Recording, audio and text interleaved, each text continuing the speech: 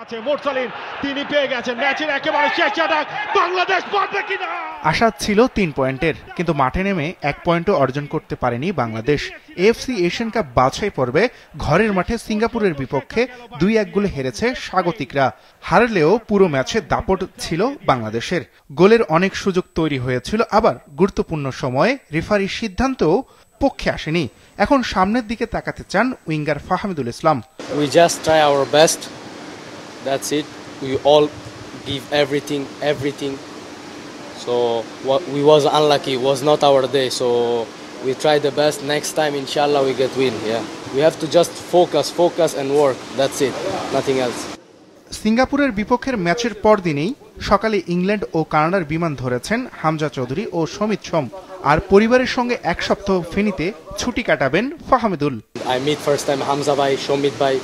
Was great. Everything great with coach and all the teammates. I already meet them in Saudi, so everything great. I spent really good time here.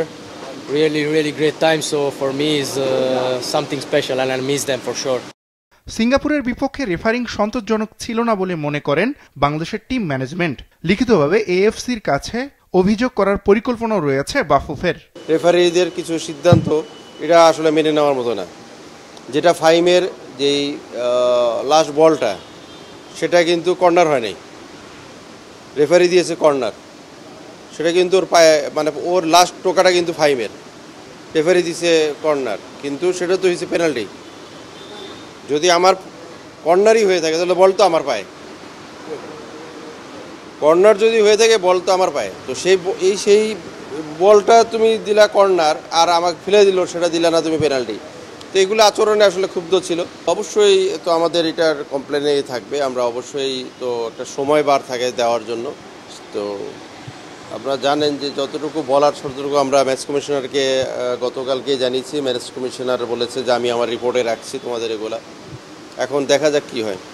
AFC Asian cup বাছাই পর্বে C গ্রুপে 1 draw ও 1 হারে তৃতীয় স্থানে বাংলাদেশ। সিঙ্গাপুরের বিপক্ষে হারলেও পরের রাউন্ডে যাওয়ার সম্ভাবনা টিকে আছে লাল সবুজদের সামনে। নিজেদের ভুলগুলো শুধরে পরের ম্যাচে মনোযোগ দিতে চান ফুটবলাররা। আমাদের টিম এখন আগের থেকে অনেক স্ট্রং। তাদের সাথে খেলতে পেরে আমিও খুব সৌভাগ্যবান যে তাদের মতো প্লেয়ার আমাদের টিমে এসে খেলতেছে। সো ট্রাই করব তাদের থেকে ভালো জিনিসগুলো শেখার জন্য, সামনের ম্যাচে আরও ভালো করার জন্য। ট্রাই করেছি লাস্ট মিনিট পর্যন্ত আমরা ম্যাচটা বের করার জন্য, বাট আনফর্চুনেটলি আমরা স্কোর করতে পারিনি।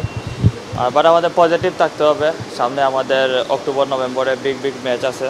সো আমাদের মেন্টালি পজিটিভ রেখে সামনে ম্যাচগুলোতে ফোকাস করতে হবে।